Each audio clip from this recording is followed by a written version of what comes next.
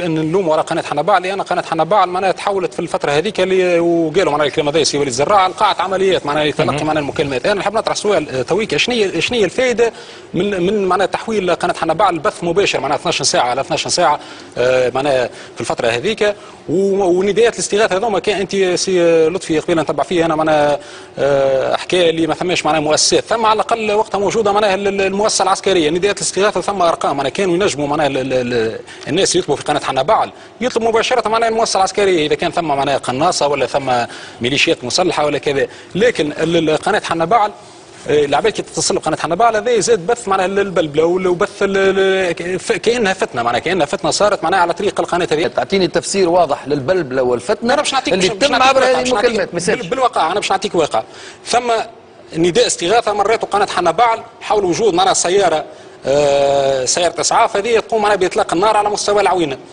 قاعه عمليه وزاره الداخليه وجهت معناها بناء على النداء هذا وجهت معناها سياره تابعه للوحدات التدخل باش تقوم معناها باش تشوف الوضعيه غاديك. كي وسط السياره هذه اللي فيها معناها الشهيد جمال العقربي اللي هو نقيب معناها ومعاه اربعه زملاء اخرين زاد تعرضوا لطلق ناري معناها. صار معناها الفتنه كيفاش صارت؟ صار كونه معناها الوحدات العسكريه المتمركزه على مستوى الحواجز اطلقت النار على السياره هذه في بالهم زاد هما اللي السياره هذه معناها زاد سياره اسعاف معناها فيها مصلحين. هاي الفتنه كيفاش صارت؟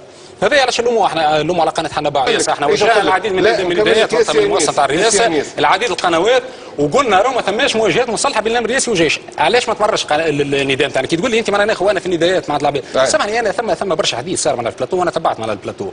علاش مثلا علاش تم ايقاف البث معناها في 23 جانفي قناه حنبعل؟ انا نحب معناها السؤال هذا ماذا بينا تجاوب عليه. ثم سؤال اخر احنا مطلعين راه عندنا وثائق ومطلعين في الابحاث معناها في الاحداث اللي صارت 14 جانفي اللي قام بها معناها القضاء العسكري القنوات الكل قدموا قائمه في الناس اللي اتصلوا ومع عدا قناه حنبعل. واليوم والراهن كان قناه حنبعل قدمت قائمه سواء فرقه معناها الابحاث والتفتيش بالحرس الوطني اللي تكفلت بالبحث الابتدائي ولا القضاء العسكري. الى اليوم معناها للساعه هذه ما ثماش قائمه. انت على الاقل كي تتلقى المكالمات مش مسؤوليتك انت، يمكن مسؤوليه معناها اللي يتلقى المكالمه على الاقل معناها مش يثبت هو معناها كما قال سي لطفي باش يمشي يتنقل القفصه ويشوف اسكو ثم قناص ولا لا. على الاقل يقيد رقم الهاتف ويقيد الاسم نتاع السيد اللي طلب. القنوات كلهم مدوا معناها القضاء العسكري في القضيه هذه معناها بقائمه اسميه بالناس اللي اتصلوا في الفتره هذيك ما عدا قناه حنبعل. كذلك التقرير نتاع سي بودربيل ما فهمتش علاش تجدوا فيه ساعات هو قال قناه اخباريه خاصه معناها قناه خاصه ما قالش حنبعل. اما معناها الاستاذ اللي كان هنا انا الراهن وكان يكمل يقرا معناها الفقره هذه.